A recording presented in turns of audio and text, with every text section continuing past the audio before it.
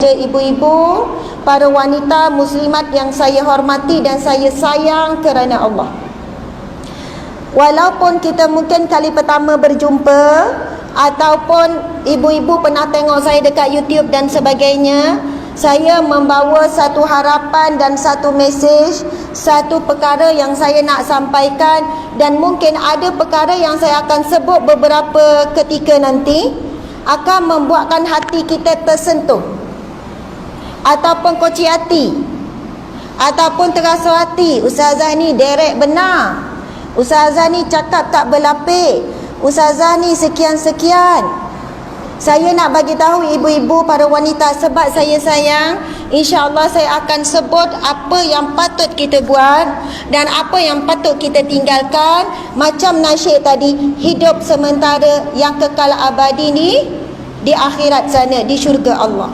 Kalau kita tanya semua ni, nak masuk syurga Allah ke tidak? Nak, ya Allah, nak masuk syurga-Mu ya Allah. Pertemuan kita pada petang ini disaksikan oleh Allah Subhanahu Wa Taala sebab kita sedang berada di rumah Allah. Kita sedang berada di rumah Allah. Ini bukan rumah kita, ini bukan rumah siapa-siapa. Bila kita masuk rumah Allah, segala pangkat, nama, kedudukan, kekayaan letak dekat luar. Yang ada datuk ke, datin ke, tuan-tuan ke, apa-apa ke, apa pangkat kita, kaya ke, susah, masa ini Allah tak pandang semua tu. Allah sedang pandang mana hati hamba-Ku yang betul-betul nak kembali kepadaku ketika hidup sebelum betul-betul kembali bila mati. Jadi saya minta dengan rendah diri saya dan ibu-ibu sekalian, kita berkumpul atas nama Allah Subhanahu Wa Taala, atas kecintaan kita kepada Rasulullah sallallahu alaihi wasallam, atas cinta kita kepada agama Islam dan sayang kita kepada diri kita. Allah sebut qu anfusakum wa ahlikum nara. Jaga diri kamu dulu. Wa ahlikum, dan ahli keluarga kamu daripada api neraka Allah. Tadi tu saya walaupun macam tak berapa dengar, tapi saya ambil rangkap-rangkap lagu tadi tu. Kita akan berpindah ke alam lain. Orang yang bijak, orang yang beruntung, bila menyampaikan, dengar teguran, dengar nasihat, dengar peringatan, dia ambil. Sebab peringatan ini hanya berguna bagi orang yang hidup. Peringatan tidak berguna sedikit pun bagi orang yang mati. Sebab itu Allah sebut, sesungguhnya peringatan itu ia sangat bermanfaat kepada orang mukmin, orang beriman. Jadi sekarang saya minta sebelum kita mula, kita kena memiliki hati orang beriman. Bila sampai teguran atau peringatan, kita sebut apa? Astaghfirullah, mohon ampun dengan Allah. Kita minta Allah bagi kekuatan untuk kita berubah. Saya tak nak kalau ceramah saja-saja. Seronoklah nak dengar ustazah ceramah. Sebenarnya tengok kat YouTube, nak jumpa hari ni. Kita harap daripada pertemuan ni, Allah jadi saksi, malaikat jadi saksi, kita keluar untuk menjadi hamba Allah yang lebih baik. Sebab kita semua nak mati husnul khatimah. Saya pun akan mati, ibu-ibu pun akan mati. Kalau ikut umur, ibu-ibu mati dulu ni. Betul tak? Kalau ikut umur lah, saya 36, ibu-ibu ada 60 lebih, 70. Dari sudut adatnya ibu-ibu dah dekat nak mati ni. Dan semua orang nak mati husnul khatimah, mati yang baik. Orang yang nak mati yang baik, dia mesti menjalani kehidupan yang baik, iaitu ikut perintah Allah, tinggalkan larangan Allah. Allahu Akbar, subhanallah. Mudah-mudahan kita sepanjang berada di majlis ilmu sekarang, didoakan tanpa henti oleh para malaikat dengan 3 doa. Ini disebut dalam hadis Nabi sallallahu alaihi wasallam, barang siapa berada di majlis ilmu kemudian ataupun yang datang ke masjid rumah Allah, akan didoakan oleh malaikat 3 doa. Allahumma ufillahu, ya Allah ampunilah dia. Warhamhu, rahmatilah dia. Watub alaihi, kemudian malaikat minta terimalah taubatnya ya Allah. Allahu Akbar. Kita banyak dosa, termasuklah saya. Jadi insya-Allah ya para ibu sekalian, para jemaah sekalian, insya-Allah mudah-mudahan kita bersama-sama untuk mendengar beberapa ilmu yang saya akan kongsikan dan bukan ilmu saya. Allah ya alim, ya hakim, ya rasyid. Allah yang maha memiliki ilmu, kebijaksanaan dan juga kecerdasan. Saya hanya perantaraan untuk menyampaikan. Moga-moga satu hari nanti sebagaimana Allah kumpulkan kita di sini pada saat ini, Allah akan kumpulkan kita kembali di syurganya. Amin ya rabbal alamin. Dan insya-Allah para wanita di sini tidak tercicir seorang pun, dibangkitkan kelak menjadi ketua bidadari di syurga Allah. Amin ya rabbal alamin. Subhanallah, Allahu akbar. Amin. Jadi pada hari ini saya dijemput untuk sempena Isra' Mi'raj. Dan hari ini kita tahu tepat-tepat jatuh 27 Rejab 1440 tahun.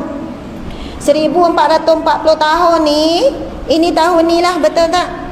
Kalau ikutkan satu hadis Nabi SAW, Nabi bersabda, umatku tidak akan sampai kepada 1500 tahun. Maksudnya seolahnya kiamat mungkin berlaku dalam tempoh 60 tahun ni. Segala bentuk-bentuk tanda-tanda akhir zaman dah keluar dah semua. Tanda-tanda kecil nak berlaku kiamat hampir semua dah keluar. Tunggu tanda-tanda besar saja. Saya teringat dengan satu ceramah Ustaz Wadi Anwar. Dia kata, apabila tiba keluar matahari sebelah barat, sekarang ni matahari keluar sebelah timur, betul kan? Ketika itu ramai manusia semua balik ke rumah.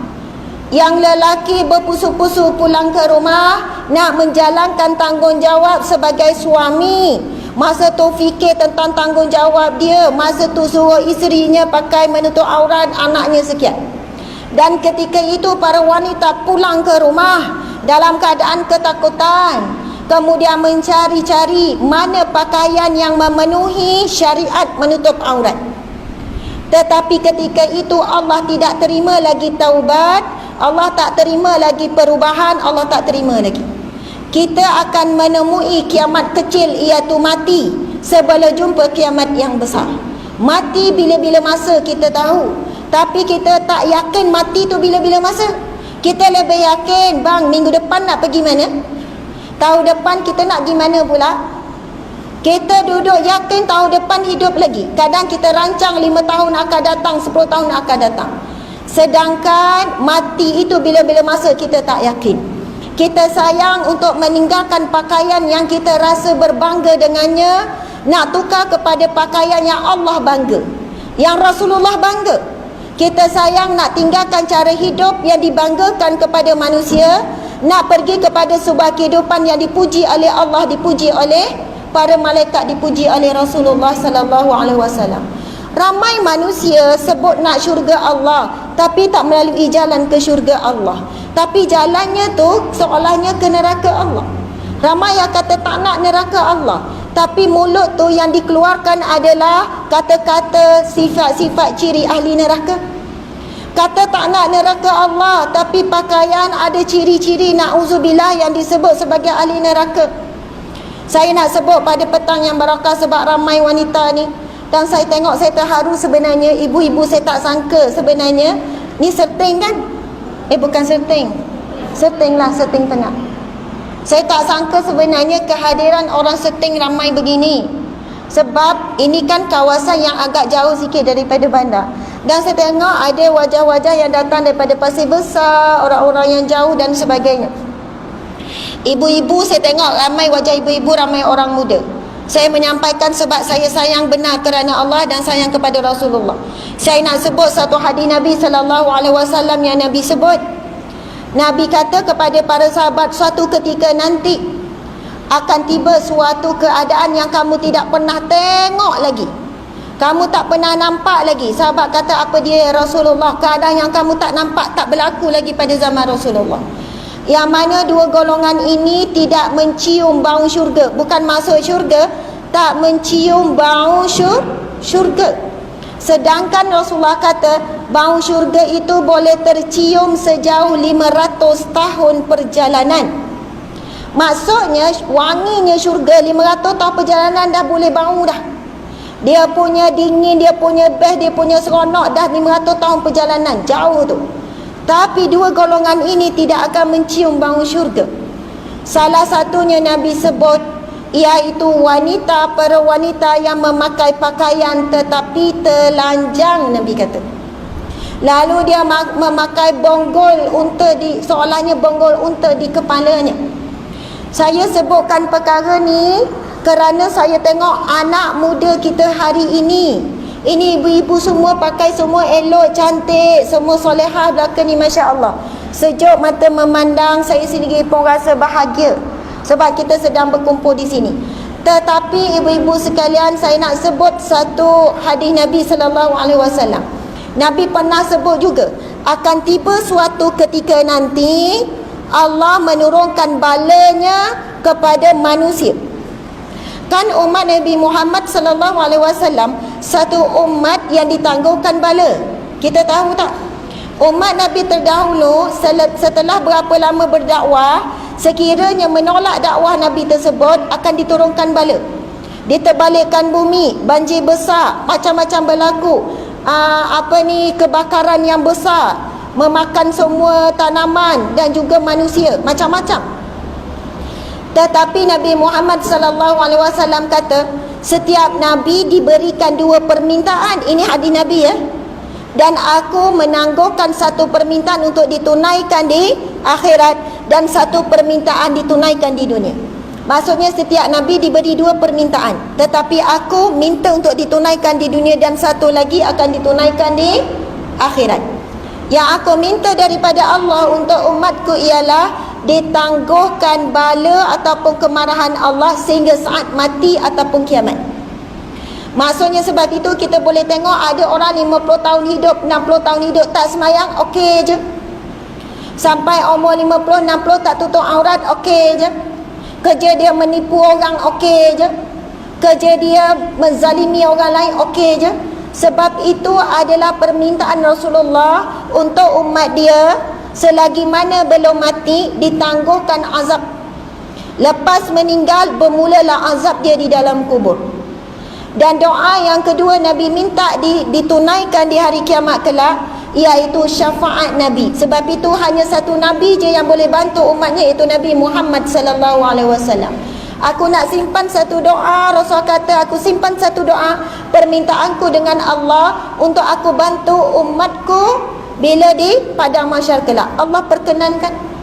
Tetapi Rasulullah kata, tapi tiba suatu saat nanti Allah akan menunjukkan kemarahannya, balanya kepada manusia, kepada umatku. Ketika itu sahabat bertanya, ya Rasulullah, sekiranya ada orang saleh ya Rasulullah, kalau ada orang yang salat ya Rasulullah, kalau ada orang alim macam mana, kalau ada orang yang sedang melakukan ibadah zikrullah macam mana, adakah Allah tetap akan turun bala? Nabi kata, benar, bahkan benar, Allah tetap akan turunkan bala apabila kemungkaran maksiat berleluasa. Dan sesungguhnya bala itu akan ditimpakan terlebih dahulu kepada orang yang alim, orang yang soleh, orang-orang yang diberi ilmu tetapi tidak menyampaikan kebenaran dan dia membiarkan maksiat berlaku. Maksudnya seolahnya Nabi sebut kata-kata diam orang yang soleh, diam orang yang ada kuasa, diam orang yang berilmu terhadap maksiat. Lebih lagi Allah marah daripada maksiat itu sendiri. Allah lagi marah kepada orang yang ada ilmu, orang yang ada kemampuan untuk tegur tapi tak nak tegur. Ibu-ibu sekalian, kadang-kadang bila saya pergi ke pasar-pasar malam contohnya, pergi ke pasar raya contohnya, pergi kedai makan contohnya, saya kadang rasa sedih. Sedih itu kita iringi dengan doa juga. Sedih apa? Kadang kita tengok ibu ni elok dah pakaian, ayah siap pakai kopiah, tapi si anak pula, anak perempuan lah biasanya, pakai seluar ketat, pakai baju adik dia, baju kecil, tudung pula singkat, melilit dekat leher je, nampak dada, lengan pun pendek. Saya terdetik, mak ayah tu tak tegur ke anak? Saya pun bersangka baik, mungkin mak ayah dah tegur, tapi anak zaman sekarang. Tapi saya nak sebut dekat ibu-ibu, bapa-bapa sekalian, walaupun kita cakap anak zaman lani ustazah, tapi anak itu acuan kita ibu-ibu sekalian, acuan kita. Akhirat besok dia akan menuntut daripada kita, ya Allah, ibu dan ayahku ini tidak didikku masa kecil. Saya nak tanya ibu-ibu sekalian, makcik-makcik, wan-wan, ada wan-wan kan, muslimat sekalian. Kalau kita tanam pokok, kita baru tanam, kemudian kita rasa nak alih, kita boleh cabut dengan tangan je, betul tak? Sebab baru tanam. Jadi kita nak alih ke, kita nak buat apa, kita boleh tarik dengan tangan. Baru tanam dalam 3-4 hari. Tapi bayangkan kalau pokok tu kita dah tanam 2 tahun, boleh tarik dengan tangan tak? Tak boleh. Kita mungkin kena sodok, kita kena ini, kita mungkin kalau yang lagi keras, kita ambil bloza. Nak sebutnya apa yang anak remaja kita, tingkatan ke, universiti ke, kalaulah akhlak dia, pakaiannya tak mengikut syariat, itu sebab kita tanam daripada kecil. Masa dia kecil, kita cakap ala budak lagi. Masuk sekolah rendah, ala budak lagi. Sampai dia balik, benda tu dah jadi tertanam, dah jadi akar kuat. Masa tu baru kita kata, kena ubah dah pakaian, tak boleh dah pakai ni. Dia dah berakar, dia dah kuat, bukan senang nak cabut. Sebab itu walaupun kita kata budak zaman sekarang, tapi dia anak kita. Hadis Nabi SAW, Nabi bersabda, kullu mauludin yuladu alal fitrah, setiap yang dilahirkan dalam fitrah suci bersih, fa abawahu, maka ibu bapanya lah, ayuhawidani au yunasirani au yumajisani, yang akan mencorakkan anak ni ikut perangai, cara hidup, cara pakai, cara makan, cara minum, cara tidur, cara berhibur, seperti Yahudi, Nasrani ataupun Majusi. Kita yang akan ditanya, bukan guru-guru, bukan jiran, bukan tok imam, bukan pengerusi masjid. Ibu bapa akan ditanya tentang anak. Ramai ibu-ibu yang kata, ustazah menangis jumpa saya, ustazah nak buat macam mana ni ustazah, anak acik ni tak semayang sampai sekarang, nak macam mana ni ustazah. Yang kedua, macam mana ustazah, anak perempuan acik memang seksi, tak pakai gini. Acik tahu dulu acik banyak buat salah, acik dulu tak didik dia elok-elok. Macam mana ustazah? Ada 2 perkara yang boleh kita buat, ibu-ibu sekalian. Kalau buat betul-betul, insya-Allah Allah akan tolong, Allah tak akan sia-siakan. Sebab kita tak boleh patah balik. Saya tahu zaman saya lahir, saya masuk sekolah, zaman saya ada kafar, betul tak? Zaman saya ada, kalau anak-anak cucu kita sekarang ada Jacob. Sekarang pengajar Islam ada di mana-mana, nak ke tak nak aje. Kuliah pagi petang ada, buka TV ada macam-macam ceramah, radio ada, radio IQ. Maksudnya pengajian agama ada di mana-mana. Tapi zaman ibu-ibu dahulu tak ada, betul tak? 30 tahun lepas, 40 tahun lepas, tak ada. Ustaz satu kampung pun payah nak cari. Sebab itu tak pelik kalau ramai orang tua generasi umur 50 ke atas sekarang, ramai tak boleh baca Quran, ramai yang baru nak berubah. Tak pelik, saya memang tak rasa pun makcik ni baru nak ngaji, makcik ni baru nak berubah. Tak, saya rasa subhanallah besarnya perjuangan makcik ni, sebab dia dulu tak ada ustaz, tak ada ustazah. Sebab itu kita tak boleh buat perbandingan dulu dengan sekarang. Makcik-makcik dulu tak pakai tudung ni, betul tak? Dulu pakai sekop je, dulu pakai skirt ni atas lutut, betul tak? Dulu seksi ni. Nak kata itu zaman tu pengajian Islam, teguran apa semua tak kuat macam hari ni. Subhanallah, Allahu Akbar. Jadi ramai ibu-ibu jumpa saya, ustazah, acik baru sedar sekarang, acik baru belajar, acik baru mendengar, acik sekian-sekian. Saya kata, acik, apa yang lepas itu, pertama kita minta ampun dengan Allah. Ya Allah, ampuni kejahilanku dulu. Ya Allah, ampuni dosa-dosa aku waktu muda dulu. Ampuni sebab apa aku jadi ibu tapi tak didik anakku dengan baik, sebab aku jahil ya Allah. Allah tahu, Allah tahu. Pertama minta ampun dengan Allah, yang kedua minta maaf dengan anak. Betul ni makcik-makcik, ibu-ibu sekalian. Saya, pengalaman saya ni bukan saya cakap kosong ni. Saya menghadapi keluhan, rintihan, sampai ada seorang makcik tu dia cakap kat saya, ustazah, masa tu saya tak pergi umrah lagi tahun lepas. Tahun lepas kali pertama saya pergi umrah hujung tahun. Tapi sebelum tu dia jumpa saya, ustazah, saya nak bagi ustazah, nak tanggung ustazah pergi umrah. Saya kata, kenapa Hajah? Saya dah pergi umrah dekat 10 kali dah Ustazah. Saya pun dah buat macam-macam dah Ustazah. Apa tips semua guru-guru, ustazah cakap saya dah buat semua. Tapi anak saya masih tak semayang Ustazah. Anak besar dah ni. Anak dah kahwin tak solat lagi ni. Saya susah hati Ustazah. Ustazah pergi umrah, saya taja, saya tanggung semua. Ustazah tolong doa, sebut nama anak saya. Mungkin makbul doa Ustazah, anak saya berubah. Sampai macam tu ada usaha seorang ibu. Saya kata, Hajar, saya minta maaf. Anak berubah bukan sebab saya. Anak berubah sebab Allah. Allah berfirman, innaka la tahdi man ahbabta walakinallaha yahdi man yasha. Kamu tidak boleh ubah orang yang kamu sayang. Sesungguhnya hidayah itu milik Allah. Saya bagi faham Hajar ni, saya kata macam ni. Hajar buat salat taubat, Hajar minta ampun betul-betul dengan Allah kelalaian kita mendidik anak. Jangan nampak anak tu yang buat dosa. Sebab anak acuan kita, anak kita yang bentuk, bukan orang lain. Lepas tu kedua, Hajar minta maaf dengan anak, boleh tak? Ustazah, saya nak minta maaf macam mana? Saya biasakan minta maaf hari raya. Hajar kali ni minta maaf yang betul-betul, minta maaf yang ikhlas, minta maaf yang jujur, yang tak berlapik. Saya tolong buat ayat. Saya kata dia bahasakan diri dia ibu.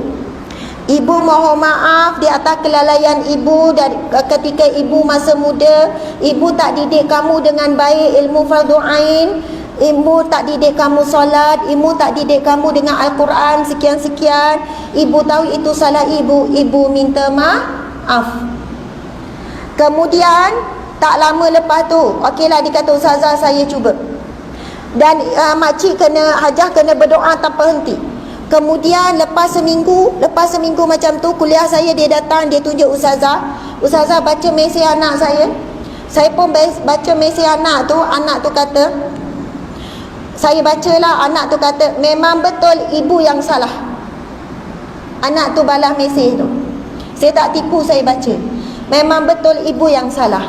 Hari ini ibu marah saya, ibu kata saya macam-macam, saya tak solat itu ini, tapi yang salah adalah ibu tak didik saya. Saya nak bagi tahu yang pertama, wahai ibu-ibu sekalian, kadang-kadang ada anak kita simpan dendam ataupun perasaan pada kita. Setiap kali kita marah, kita cakap dia degil. Kita cakap dia tak tutup aurat, kita cakap dia tak solat. Dia nak bertempik nak cakap, ini hasil didikan mak. Ini sebab mak baru nak berubah 5 tahun ni, mak paksa saya berubah. Selama ni mak biar je saya tak semayang, mak biar je saya bergaul bebas, mak biar je saya tak tutup aurat. Soalannya dia nak cakap benda tu tapi tak tercakap. Dia orang ni nak salahkan kita secara manusiawi ya. Tetapi anak ni lepas daripada tu, dia kata, Ustazah saya memang sedih bila anak saya balas macam ni. Tetapi Ustazah baca selepas itu, Ustazah saya baca mesej seterusnya anak tu, dia kata, mak saya pun minta maaf dengan mak. Saya buat tak endah mak tegur selama ni. Saya janji dengan mak, mulai hari ini saya akan solat. Allahu Akbar. Dia kata rupanya yang menghalang anak tu nak berubah bukan dia tak nak berubah, tapi sebab dia memberontak, dia nak cakap mak yang salah, dia nak cakap ayah yang salah. Tapi bila ibu bapa merendahkan diri minta maaf dengan anak, terbuka pintu hatinya untuk berubah. Yang kedua, ibu-ibu, Allah bagi kepada seorang ibu dan seorang ayah lidah yang mustajab doanya. Ibu-ibu jangan berhenti berdoa untuk anak. Kalau betul-betul kita minta dengan Allah, Allah akan ubah anak kita, percayalah. Percaya, yakin. Kalau tak, masa kita hidup akan berubah bila kita mati. Mungkin 2 tahun, 3 tahun, 5 tahun lepas kita mati, dia akan berubah jadi baik, lebih baik daripada anak yang kita puji. Ada seorang ibu cakap, Ustazah, anak saya 8 orang, 7 orang semua elok berjaya, ada seorang yang tak berjaya. Dia ni menyusahkan saya, dia buat malu muka saya, Ustazah. Saya tak tahu macam mana seorang ni boleh jadi perangai macam ni, Ustazah. 7 orang elok. Sebab itu bila orang tanya, anak macam mana? Alhamdulillah, okey. Dia pun sebutlah anak pertama, anak kedua, anak ketiga, anak kelima. Dia langkau anak keempat dia tak sebut. Sebab apa? Anak keempat tu dia jadi doktor juga, Ustazah. Doktor cucuk diri sendiri, isap dadah. Ustazah, anak saya yang keempat ni isap dadah. Apa benda dia tak buat, Ustazah? Saya kata, makcik, disebabkan anak yang seorang ni 7 orang lain tu berjaya sebab dia. Apa pula sebab dia, Ustazah? Kerana ada seorang anak makcik yang Allah uji akhlak dia, perangai dia, apa semua menyakitkan hati acik sampai sekarang. Acik tak berhenti meminta dengan Allah, acik tak berhenti menangis dengan Allah. Bayangkan kalau 8 orang anak semua berjaya, akhirnya acik hidup menghitung kebaikan-kebaikan, takut riak, takabur ujub. Anak saya 8 orang semua menjadi. Yang pertama ni yang kedua ni yang ketiga ni alhamdulillah. Orang pun tanya, apa rahsia acik? Tahajud jangan tinggal, Yasin setiap pagi, belum tidur baca Al-Mulk. Soalannya dia menyandarkan kejayaan anak kepada dirinya, bimbang esok dia orang yang muflis. Dia tak rasa Allah yang beri. Tapi sebab acik ada seorang 2 anak yang tak menjadi, acik tak berhenti berdoa, acik jaga hubungan. Habis ustaz acik cari nak air penawar, habis masjid acik cari air kolam pun dia cari air kolah kan. Sebab anak seorang ni, acik boleh menangis. Kerana itu acik kena pandang anak yang bawa ujian masalah ini kesian, bukan gerak. Kesian anakku ni seorang, dia yang dipilih oleh Allah, sampai aku benci dia, sampai orang benci dia, sampai orang tak pandang dia. Tetapi yang lain tu dapat semua, tapi Allah pilih dia, Allah uji dia. Allahu Akbar. Bila seorang ibu pandang dengan kesian, insya-Allah Allah akan buka pintu hati tu nak berubah. Mak, kesian dekat kamu, Allah yang pilih kamu, kamu jadi bahan ujian perantaraan Allah nak beri mak ni pahala sabar 30 tahun besarkan dia. Mak sabar dengan kau 30 tahun, bila kau nak berubah? Jawapannya sampai mati, ibu-ibu sekalian. Supaya bila kita mati, kita dipanggil gelaran as-sabirin. Rasul kata sesungguhnya kelompok paling ramai di dalam syurga Allah di kalangan orang-orang yang sabar. Rupanya sabar mana? Sabar sebab seorang anak. Yang lain tu hanya menandakan kebanggaan je. Tapi yang ni tiap hari menguji sabar kita. Setiap hari Allah bagi kita pahala sabar. Allah berfirman, ibu-ibu sekalian, innama yuwaffas sabiruna ajrahum bighairi hisab. Sesungguhnya pahala sabar itu akan mencukupkan hisab kamu tanpa batasan. Esok kalau tak cukuplah pahala nak masuk syurga Allah, pahala sabar akan mencukupkan. Seolahnya saya nak bagi tahu ibu-ibu sekalian, kat dunia kita rasa sedih, tapi di hari kiamat kelak, pada masyarakat kelak, kita akan bersyukur. Syukur ya Allah, engkau uji aku dengan anak tu ya Allah. Sebab anakku aku menghimpun pahala sabar 40 tahun besarkan dia. Ya Allah, syukur ya Allah, engkau uji aku 40 tahun bersabar dengan suami yang garang, yang suka pukul, yang suka peli, yang suara tinggi, yang tak jalankan tanggungjawab apa-apa. Syukur ya Allah, ketika hidup aku dulu engkau uji aku. Rupa inilah ganjarannya menghimpun pahala sabar. Satu lagi firman Allah, Allah sebut, salamun alaikum bima sabartum. Salam sejahtera ke atas kamu disebabkan sabar kamu di dunia dahulu. Sebab itu apa yang berlaku pada kita, apa-apa yang menyebabkan sumber sabar, anak, suami, harta, jiran, ibu apa, ia akan memberi satu himpunan pahala yang akan membantu kita di akhirat kelak. Kat dunia memang sedih, tetapi sabar, tak lama dah kita akan mati. Sabarlah dengan ujian Allah. Allah nak beri syurganya, Masya Allah. Tu mukadimah tu ibu-ibu sekalian. Sekarang pukul berapa? Okey, hari ni ceramah Isra Mi'raj kan? Minum air sikit. Ustazah ni minta maaf, semangat macam tu lah kan. Bila semangat tu kan, suara barulah cik tak lolap kan. Bismillahirrahmanirrahim.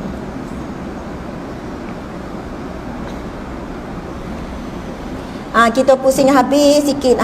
Mana tahu masuk TV ni. Tiba-tiba anak tengok, Mak Den tu Saya orang Terengganu boleh cakap Negori. Tadi kan ada orang yang cakap, makcik-makcik cakap, ingat Ustazah orang Negori, ingat orang Kuala Pilah. Makhraj saya betul tak? Kira betul lah tu kan.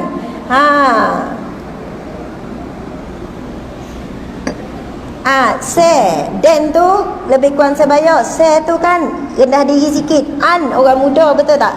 Ataupun anak dara. Jadi saya boleh bahasakan an tak? Boleh lah. Okey. Subhanallah ibu-ibu sekalian, saya memang orang Terengganu, lahir Terengganu, besar kat Terengganu, memang pure Terengganu lah. Kalau saya cakap Terengganu tak faham sarabuk, satu benda tak faham. Jadi saya syok sendiri. Tapi saya duduk Negeri Sembilan, saya nak cakap saya memang suka duduk Negeri Sembilan. Memang dah beli rumah kat Negeri Sembilan. Kau esok dapat menantu orang Negeri Sembilan. Anak saya ada 6,5. 6,5. Yalah 6 orang campur dalam perut, keluar lagi 4 bulan lebih kurang, dah masuk 5 bulan. Mana tahu. Dan saya rasa Negeri Sembilan ni wallahualam, satu negeri masa saya belajar dulu, saya tak pernah ada mimpi nak duduk Negeri Sembilan. Kan masa muda kan, orang kan ada impian. Biasa orang muda nak duduk KL lah, Johor macam best je, Melaka. Negeri Sembilan tak masuk langsung dalam list. Rasa macam negeri tu pelik sikit. Orang lain satu, dia 9 negeri. Lepas tu rasa macam bahasa orang negeri ni macam pelik kan. Macam, lepas tu saya tak ada kawan Negeri Sembilan. Kita kawan orang Melaka ada ni, orang Negeri Sembilan sebab dia mungkin tak ramai sangat, ataupun tak tahu kenapa saya tak ada kawan dengan orang Negeri Sembilan. Tapi Allah takdirkan saya duduk di Negeri Sembilan. Dan Negeri Sembilan ni dikatakan negeri lembah ilmu yang ketiga, macam tu lah kat Malaysia ni. Lepas Selangor, Kedah orang kata, lepas tu Negeri Sembilan. Yang mana tarikat paling kuat di Negeri Sembilan. Lepas tu sekolah tahfiz, sekolah pondok, pengajian, saya duduk kat Seremban, kuliah tu memang banyak. Dan lahir ramainya para ulama' pun daripada Negeri Sembilan. Kalau kita tahu kan ramai juga pecamah, ustaz-ustaz, guru-guru tu lahir daripada Negeri Sembilan. Ada lahir wali Allah kan, keturunan-keturunan wali Allah pada Negeri Sembilan, ya Allah. Sampai saya memang jatuh cinta, saya berhenti kerja dah kan sekarang. Dulu kerja kat Jabatan Agama Negeri Sembilan, saya dah berhenti. Orang tanya saya, ustazah tak nak pindah Melaka ke? Sebab suami saya kerja di Melaka. Hari-hari berulang. Logiknya saya dah berhenti kerja, saya ikutlah suami saya, kan dekat dengan tempat kerja dia. Tapi saya kata insya-Allah saya akan duduk di Negeri Sembilan. Wallahualam. Orang tanya nak balik tak Terengganu? Kalau mak saya dengar kau cik hati ni kan. Tak tahulah, kadang borak dengan suami kita duduk sampai tua lah kan Negeri Sembilan ni. Bukan tak suka Terengganu ya, marah orang Terengganu ni. InsyaAllah balik Terengganu. Tiba-tiba cakap balik Terengganu. Nah, memang suka Terengganu, tempat kita lahir apa semua kan. Tapi saya sangat gembira. Memang orang negeri, subhanallah, kat Negeri Sembilan puji orang negeri kan. Tapi ikhlas ya, bukan saja-saja. Subhanallah, baru kita kenal, orangnya baik, orangnya ramah. Dan Masya Allah, saya pergi ke mana-mana kalau Negeri Sembilan ni, terutamanya orang tua lah, sangat meraihkan. Orang muda pun sama, kena sebut semua. Okey, subhanallah. Saya tahu asal lebih kurang 4.20. Kalau kita sudah dalam 4.10 macam tu tak apa ke? Boleh ya? Okey, Masya Allah. Nak masuk tajuk Isra' Mi'raj. Ayat yang pertama surah Al-Isra'. Baca sama-sama, ingat tak? Okey, kita cuba baca sama-sama. A'udzu billahi minasyaitonir rajim. Bismillahirrahmanirrahim. Subhanalladzi asra bi'abdihi laylan minal masjidil haram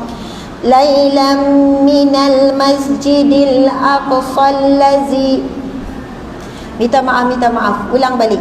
Tak, kita ulang balik, minta maaf lagi sekali. Bismillahirrahmanirrahim. Subhanalladzi asra bi'abdihi laylan minal masjidil haram ilal masjidil aqsa allazi barakna hawlahu linuriyahu min ayatina innahu huwas sami'ul basir. Sadaqallahul azim. Allah berfirman, auzubillahi minasyaitonirrajim, yang kita bacakan tadi, bismillahirrahmanirrahim. Subhanallazi asra bi'abdihi laylan minal masjidil haram. Maha suci Allah yang memperjalankan hambanya. Allah sebut bi'abdihi, hambanya. Allah tak sebut nama Nabi Muhammad sallallahu alaihi wasallam, tapi Allah sebut hambanya. Dan Allah panggil kita semua juga hambanya. Maksudnya bila sebut perkataan hamba, ia bukan satu perkataan yang menghinakan, tetapi satu perkataan Allah memuliakan kita dengan perkataan hambanya. Allahu Akbar. Sebab ikatan hamba dengan Tuhan sangat dekat. Seolahnya bila Tuhan suruh apa hamba, hamba akan taat. Tuhan ni bila hamba tu taat, Tuhan ni akan sayang sangat. Allah bila kita jadi hambanya dan kita taat semua perintah Allah, Allah sangat sayangkan kita. Allah sangat rindukan pertemuan dengan kita, insya-Allah.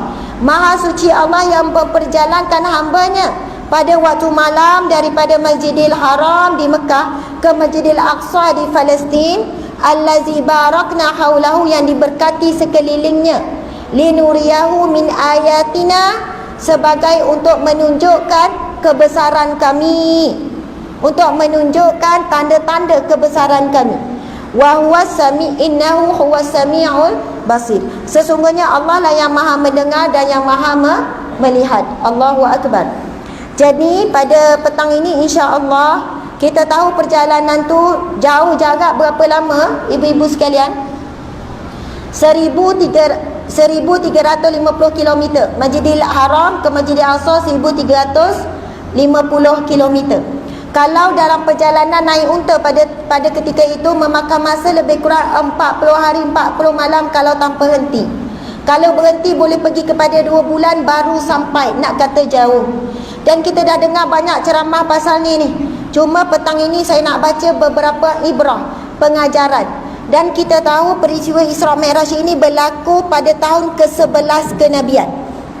Ibu-ibu tahu tak apa yang berlaku sebelum itu? Pada tahun ke-10 kenabian, Nabi jadi Nabi umur berapa? 40.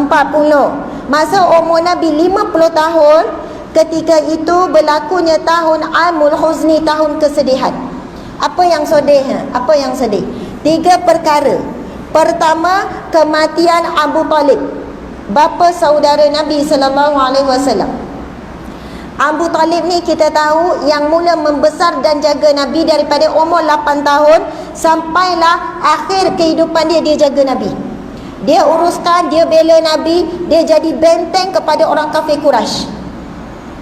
Abu Talib dia bagi amaran kepada kafir Quraisy, jangan kamu ganggu anak saudaraku daripada menyebarkan dakwahnya.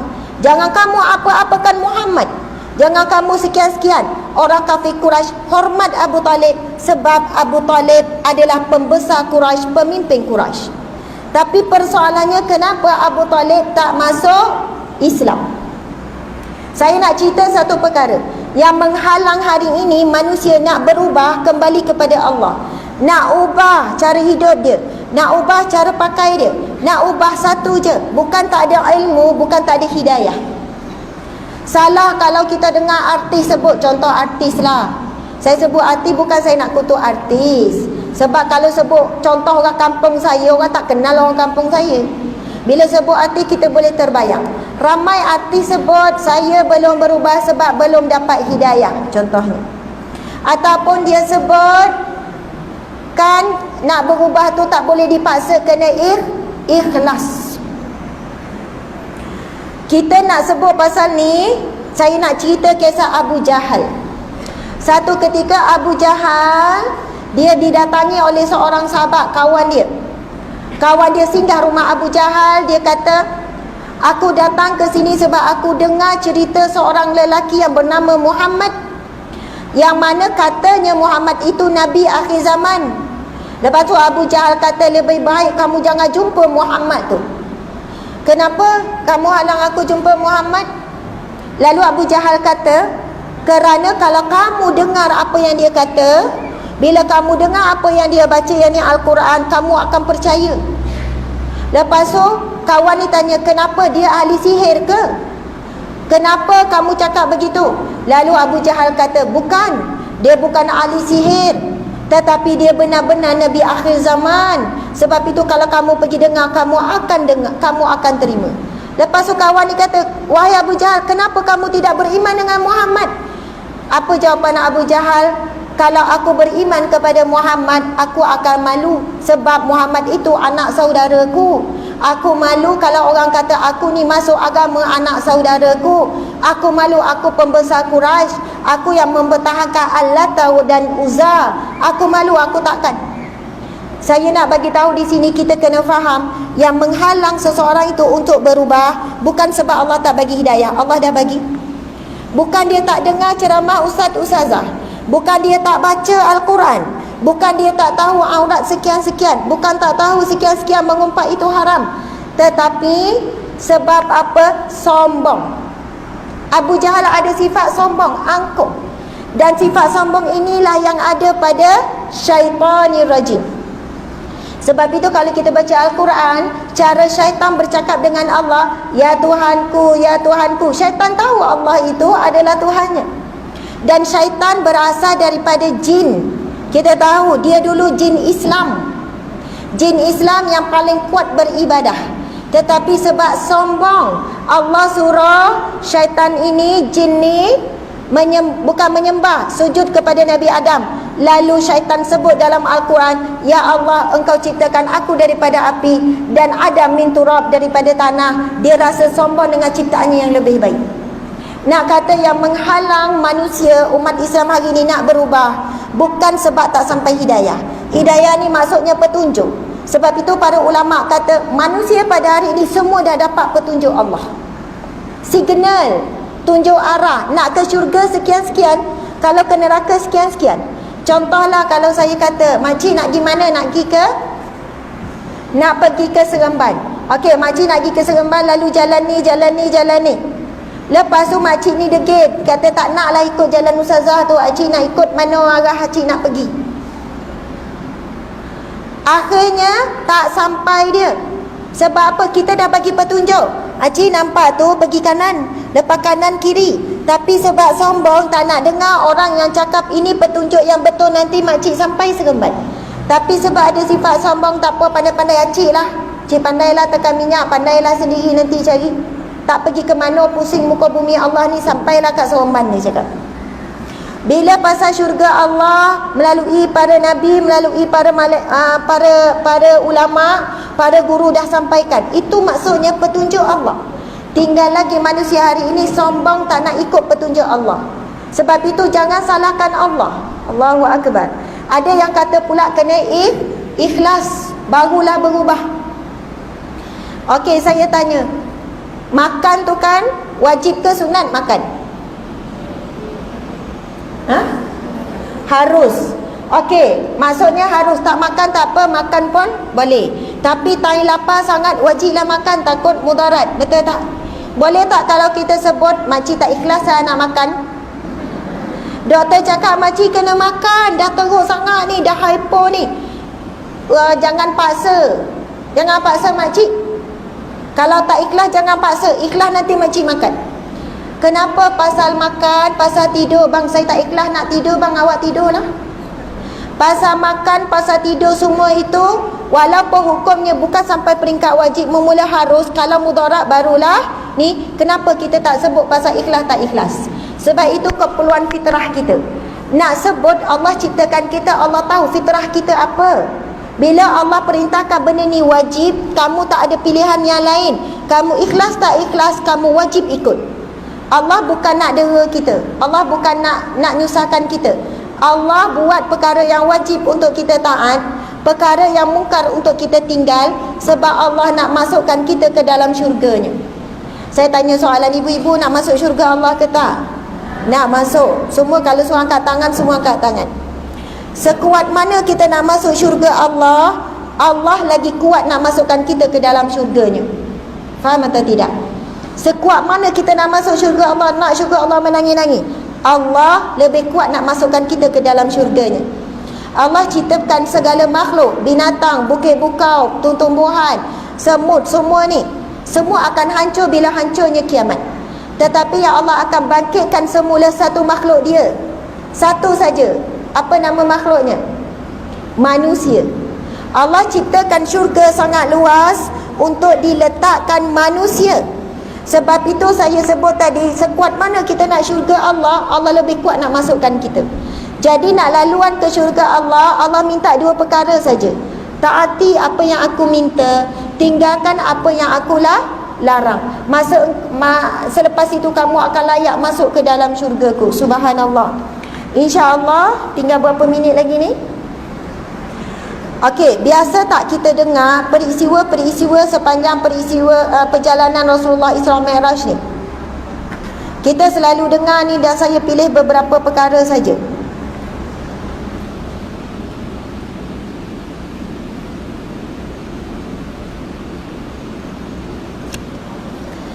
Okey, walaupun para ulama kata ada banyak peristiwa ini tidak datang daripada sumber yang sahih, tetapi bila saya rujuk dan saya baca, ada pendapat mengatakan peristiwa-peristiwa ini berlaku tapi bukan pada peristiwa Isra Mi'raj. Namun di sana ada juga hujah mengatakan peristiwa ini memang Rasulullah nampak ketika peristiwa Isra Mi'raj. Jadi insya-Allah kita sama-sama tengok apa dia ibrah. Tadi tu tak habis sebenarnya, sikit saya nak sambung mukadimah tadi tu. Bukan mukadimah, yang pasal Abu Talib tadi tu kan, meninggal dunia. Abu Talib tu jaga Nabi Muhammad sangat baik sampai Abu Talib umur lebih kurang 80 lebih meninggal dunia. Abu Talib meninggal dunia di satu lorong yang namanya lorong Abu Talib. Kesan daripada pemboikotan kafir Quraisy kepada umat Islam ketika itu. Umat Islam masa tu sebelum tahun ke-10 kenabian, ketika umur Nabi 50 tahun, 2 tahun sebelum tu lebih kurang, umat Islam diboikot dengan dahsyat. Sampai diceritakan ibunda kita Khadijah ketika menyusukan Fatimah, tak keluar susu, yang keluar darah. Umat Islam ketika itu ada yang mati. Umat Islam ketika itu makan rumput kering. Sebab apa? Tak ada jual beli, tak ada apa-apa urusan, makanan disekat, semua disekat. Bukan sekejap, sekurang-kurangnya 2 tahun diboikot oleh penduduk Mekah ketika itu. Dan dikatakan Sayyidatina Khadijah pun kesan boikot itulah jatuh sakit yang berat, akhirnya meninggal dunia. Sama juga Abu Talib. Sampai ketika Abu Jahal, Abu Lahab semua jumpa Abu Talib. Wahai Abu Talib, kenapa kamu tetap duduk dengan anak saudaramu sampai kamu menyeksakan diri kamu? Kamu tak makan, kamu sakit. Kenapa kamu tak keluar di luar ini, kamu bersama dengan kami? Abu Talib tak pernah meninggalkan anak saudaranya Nabi Muhammad sallallahu alaihi wasallam. Sebab itu ada para ulama kata Abu Talib sebenarnya dah pun Islam.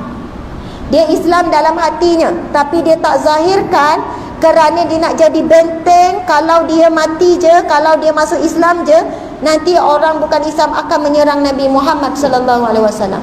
Dan kita tahu lepas kematian Abu Talib, lepas kematian Sayyidatina Khadijah, Abu Jahal ataupun Abu Lahab buat pengumuman, siapa yang boleh tangkap Muhammad hidup-hidup ataupun bunuh Muhammad akan diberikan hadiah 100 ekor unta.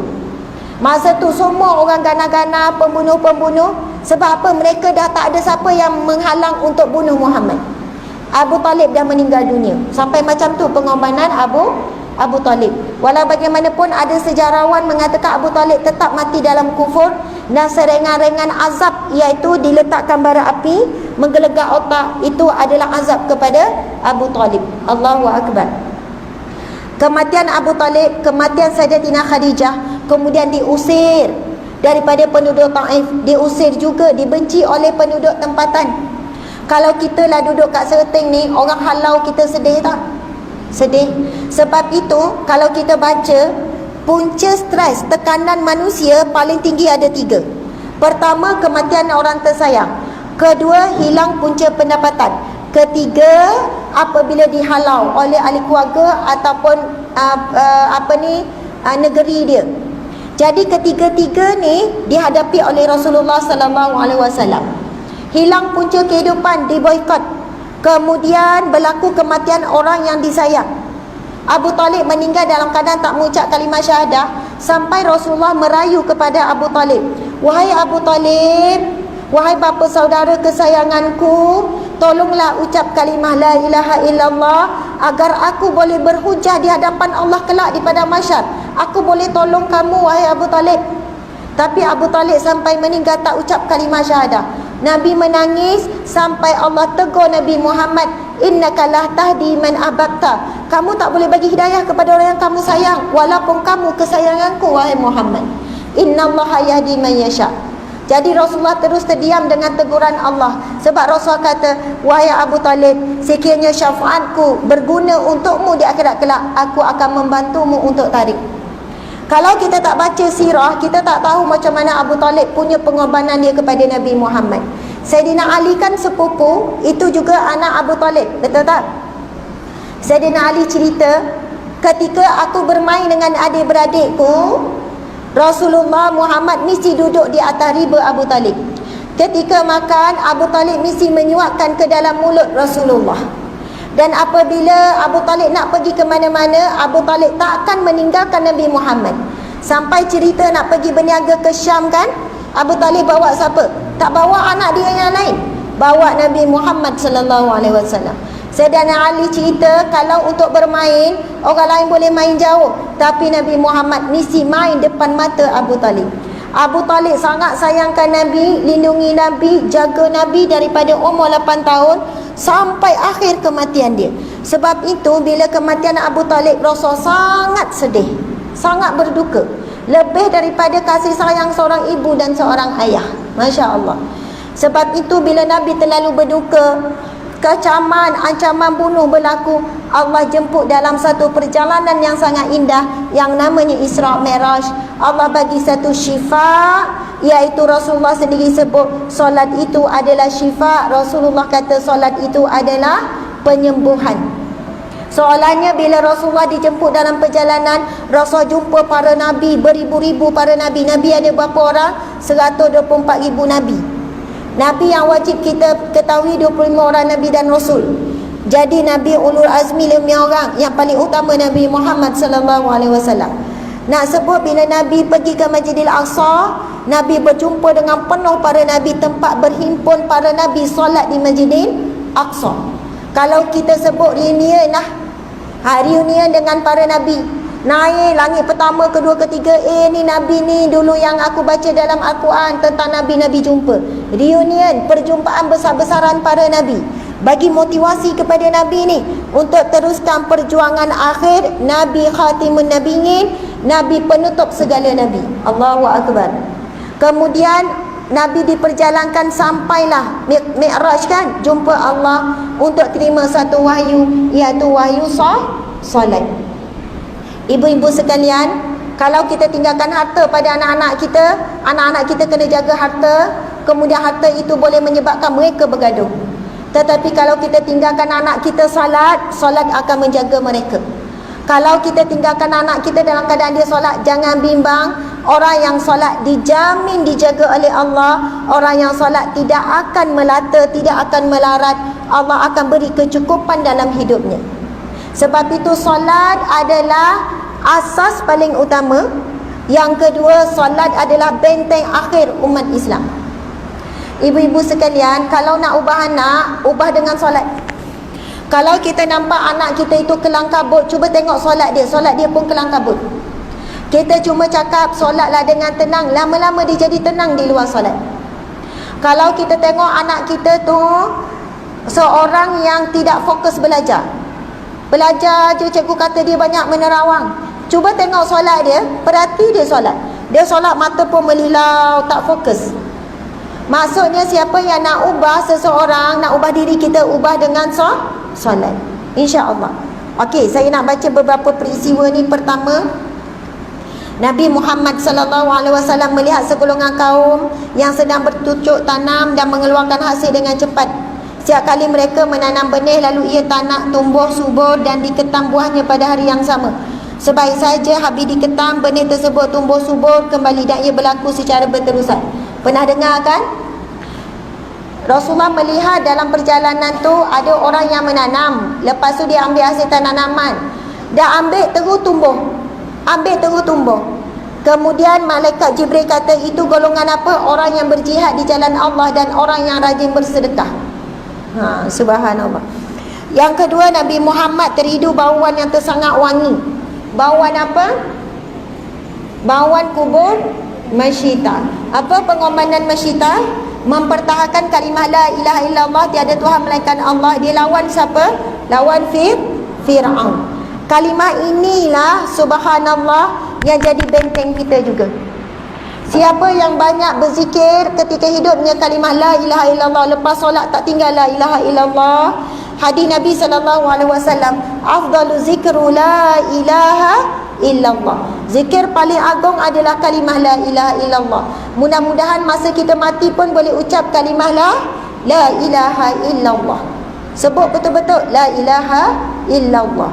Ada orang minta maaf, dia tak nak marah, dia sebut la ilah. Perasan tak? La ilah budak ni. Bila sebut la ilah, maksudnya tiada Tuhan. Kena sebut sampai habis la ilaha illallah. Tiada Tuhan melainkan Allah. Masyitah meninggal dalam keadaan diletakkan, disediakan kawah yang besar, diisi minyak, dikatakan minyak ke air menggelegak ataupun minyak menggelegak, dan dia minta untuk terjun. Kan masa nak terjun tu Masyitah bersalah bukan sebab dia, sebab mengenangkan baby yang kecil, anak yang kecil dalam dukung. Tiba-tiba Allah izinkan anak Masyitah bercakap, wahai ibuku, janganlah kamu takut, kamu dalam keadaan yang benar, marilah sama-sama kita terjun. Soalannya begitulah kalimah, anak tu boleh bercakap. Dan bila masuk je, maka matilah Masyitah, kemudian keluarlah bau yang sangat wangi. Allahu Akbar. Para ibu sekalian, kita kena tanam satu zikir ni. Zikir la ilaha illallah ni, walaupun kita nampak macam, kita rasa macam kuat lagi zikir subhanallah, Allahu Akbar contohlah. La ilaha illallah ni tiada Tuhan melainkan Allah. Sebenarnya dia membawa maksud yang lebih luas. La ilaha illallah maksudnya tiada sembahan melainkan Allah, tiada tempat bergantung melainkan Allah, tiada tempat mengadu melainkan Allah, tiada tempat, tiada yang maha menghargaiku melainkan Allah, tiada yang maha melihatku melainkan Allah, tiada yang lebih sayang aku melainkan Allah. Nak sebut maksud kalimah tu sangat luas. Bila kita sebut la ilaha illallah, kita amalkan setiap kali lepas solat sekurang-kurangnya 33 kali. Ada orang amalkan 100 kali. Apa yang akan berlaku insya-Allah ialah, walaupun ketika ada ujian yang berat, kita sentiasa rasa Allah bersama dengan kita. Walaupun ketika itu tak ada manusia bersama kita, semua orang cakap yang buruk, kita takkan rasa berduka cita. Sebab apa? Tidak ada tempat bergantung, tidak ada yang lebih baik melainkan Allah. La ilaha illallah. Tiada sembahan, tiada Tuhan melainkan Allah. Okey, saya nak baca yang ni. Allahu Akbar. Nabi Muhammad sallallahu alaihi wasallam melihat sekelompok manusia yang memakan daging busuk, bangkai. Sedangkan di sisi mereka terdapat hidangan yang lebih baik. Pernah dengar tak? Ini adalah gambaran terhadap suami yang mempunyai isteri yang halal, taat serta menjaga kehormatannya daripada anasir jahat, tetapi masih mencari pelacur dan bersekedudukan dengannya. Demikian juga isteri yang memiliki suami yang halal, sah dan baik, berakhlak baik, tetapi masih mendedahkan kehormatannya kepada lelaki yang bukan mahram. Para wanita sekalian, orang lelaki betul lah kalau dia buat sesuatu, dia berzina, dia mencari keseronokan yang haram, dia akan diazab oleh Allah. Para wanita pula kita, ni dah mula mendung ni kan. Wanita ni tak perlu sampai dia tak nak sebut wanita ni lebih mudah nak menuju kepada zina. Contoh, kan hadis Nabi kata sesungguhnya mata itu berzina, mulut itu berzina, telinga itu berzina, tangan itu berzina. Wanita sekalian, kalau kita tak jaga penampilan kita, tak jaga pakaian kita, kalaulah bila kita berjalan nampak tubuh badan kita tu, baju tu sempit, elok je, tudung pula singkat ataupun tudung tu melekat. Kadang saya tengok makcik-makcik dah elok dah tudung tu labuh, tapi dia pakai tudung likra. Faham tak? Tudung likra tu dia selai je, lepas tu dia melekap. Bila berjalan tu nampak apa tu, faham lah tu kan. Kadang kita duduk kat tepi light nampak makcik ni dah elok dah, tudung labuh, baju pun longgar, tapi dia tak perasan kok tudung tu melekat dekat badan. Ada makcik jawab, alah ustazah, cik dah tua, tak ada orang nak lagi Makcik umur berapa dah tua? Umur 50 lebih ustazah, 60 lebih. Orang perempuan saya nak cakap, betul tak? Kalau tanya Tuan Haji, tak tahu Tuan Haji jawab apa ni kan. Orang lelaki walaupun tak ada gigi dah pun kan, melintahlah perempuan muda Agak-agak tengok tak Tuan Haji? Tengok Tuan Haji anggur. Melintas lah perempuan seksi, tengok tak? Tengok tu. Laju Tuan Haji kita. Tengok. Bukan kita kata Tuan Haji ya, Tok Imam apa semua, nak cakapnya itu adalah fitnah yang paling berat terhadap golongan lelaki. Tarikannya adalah wanita. Tetapi Tuan Haji kita ni orang soleh. Dia nengok sekilas, dia terus tunduk. Mulut terus cakap astagfirullah. Betul tak Tuan Haji? Betul juga. Sebaik saya kau. Nak sebut orang perempuan, kita tak boleh nak salahkan. Apa Tuan Haji ni nengok? Tua-tua tak ada gigi pun nengok lagi. Yang sebenarnya di situ betul lah satu keadaan. Seorang lelaki yang soleh dia akan tunduk. Dia ternampak dia turut tunduk. Kan kalau dia nunduk kan langgar tiang, betul tak? Jadi dia jalan memang kena tengok ke depan. Bawa kereta kalau nunduk memang langgar lah tu. Bila tengok ke depan, melintahlah budak ni kan, orang muda. Dia ternampak orang rumah duduk kat sebelah terus siku. Apa nengok-nengok ni? Alah nengok tak ada rasa apa dia cakap. Nak sebut tarikan kita ni. Tapi kalau melintahlah orang lelaki tak ada, kita biar nengok. Handsome lah dia bang. Tak ada. Orang perempuan tarikan terhadap lelaki tak sama seperti tarikan lelaki terhadap perempuan. Tak kira lah Acik umur 50 ke 60 ke, selagi mana masih ada bentuk, ada sekian, kena jaga aurat, tidak boleh menampakkan lekuk pada tubuh badan. Sebab itu kadang kita kena tanya ke kawan kita, nampak tak pinggang saya? Nampak. Baju tu muek-muek yo. Nampak apa? 3 lipat dia kata.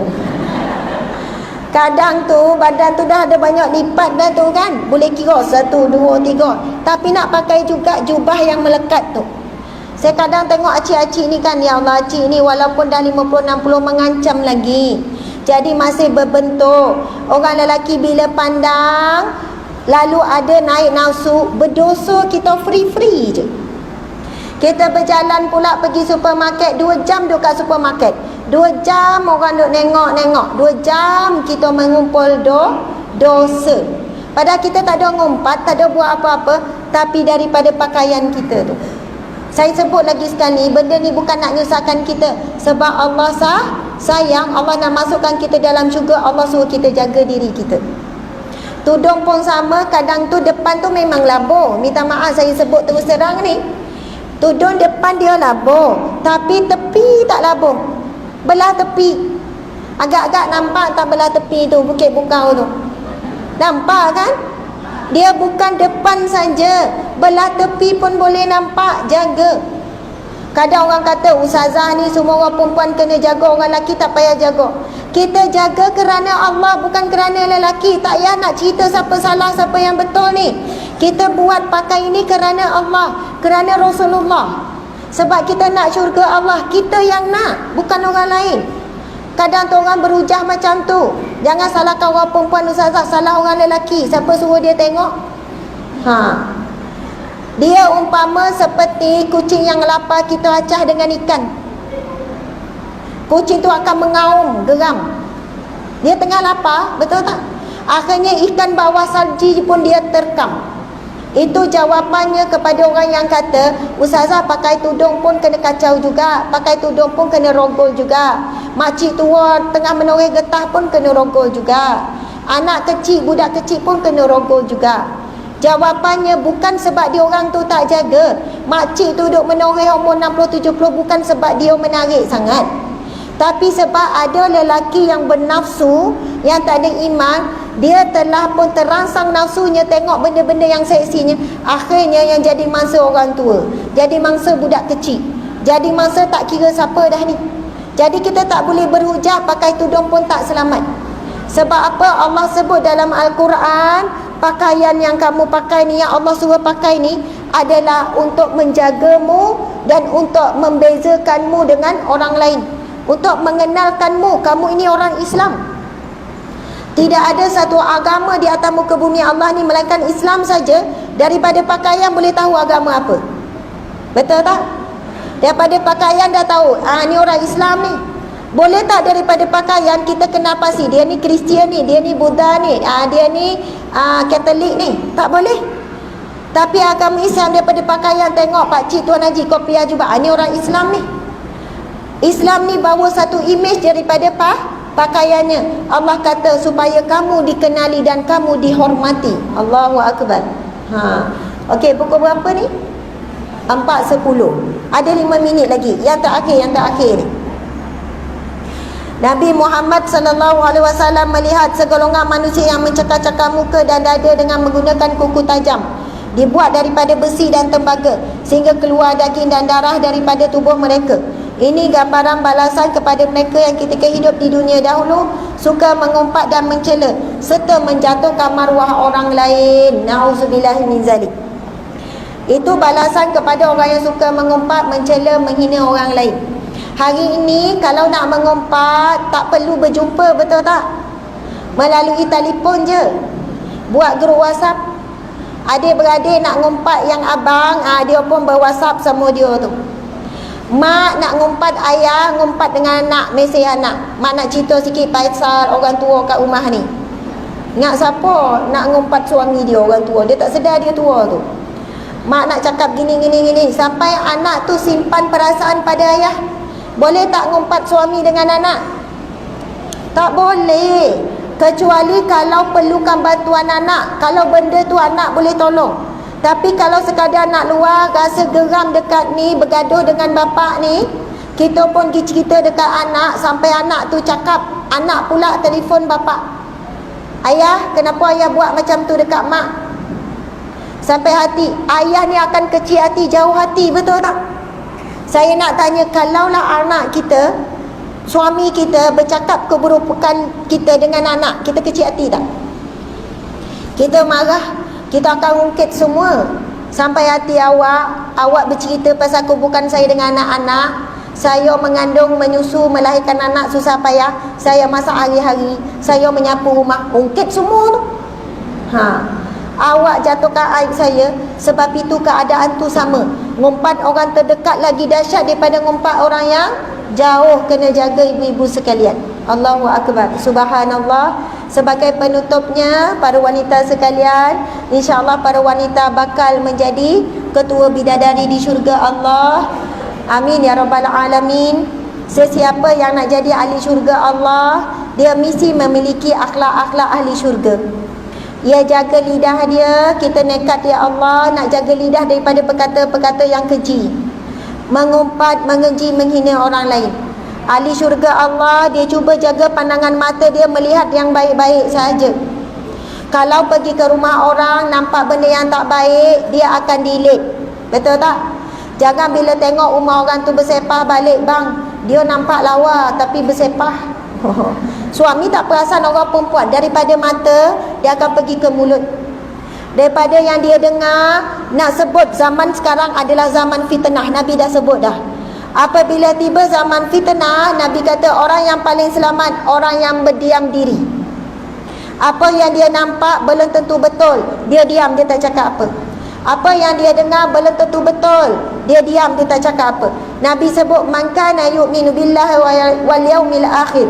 Siapa yang beriman kepada Allah dan hari kiamat, falyakul khaira, dia akan cakap yang baik-baik, aw liyasmut, ataupun dia diam. Ini orang yang selamat di akhir zaman. Baca Facebook, baca berita politik, baca cerita apa pun belum tentu betul, betul tak?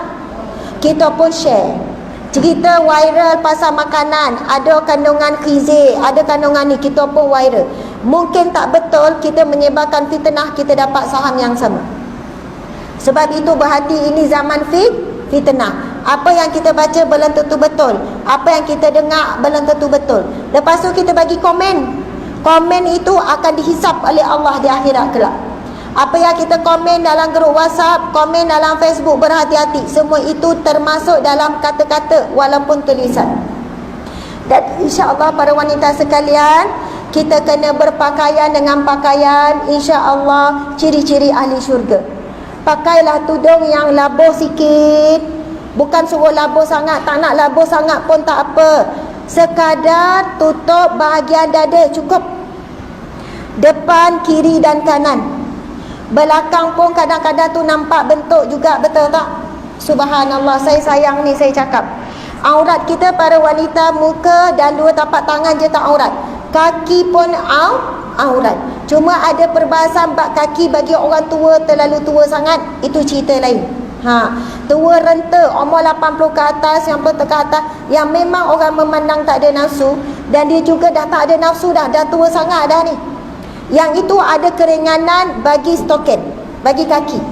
Tapi selagi mana sebelum tu umur 60 lebih ni, macam anak dara lagi dari belakang tau. Betul tak? Dari belakang ni orang boleh piwik. Bila tengok depan, oi nenek orang rupanya. Betul. Jalan hari ni 60 lebih, tegak lagi 50 lebih, lawa lagi tu. Jadi selama itulah, siapa yang menjaga dirinya di dunia, insya-Allah sedang dicemburui oleh para bidadari di syurga. Rasulullah pernah ditanya oleh Ummu Salamah, "Ya Rasulullah, kamu sentiasa cerita tentang bidadari syurga." Ummu Salamah kata, "Mana lebih utama, bidadari syurga ataupun wanita dunia?" Rasulullah jawab, "Wanita yang solehah di dunia, kedudukannya lebih utama daripada bidadari di syurga." Siapa nak jadi wanita seperti ini, kita ikutlah. Kita lepaskan nafsu kita, keinginan kita. Kita memakailah pakaian, insya-Allah pakaian ahli syurga. Amin ya rabbal alamin. Dan kita cuba berusaha sedaya upaya jaga solat di awal waktu, kemudian taat kepada suami, hormat suami, muliakan suami kerana Allah. Allah melihat pengorbanan kita, Allah melihat ketaatan kita. Walaupun suami tak memandang, walaupun suami tidak menilai, walaupun suami tak puji kita, Allah tidak pernah berhenti memuji kita, insya-Allah. Allahu Akbar. Alhamdulillah. Saya mohon maaf salah dan silap. Terima kasih ibu-ibu sekalian. Masya-Allah. Mudah-mudahan Allah akan kumpulkan kita kembali di taman syurganya yang sebenar di akhirat kelak. Amin ya rabbal alamin. Seronok saya jumpa ibu-ibu sekalian. Oh, ada yang bye-bye dah. Ya, bye-bye. Saya sudahi dengan wabillahi taufiq wal hidayah. Assalamualaikum warahmatullahi wabarakatuh.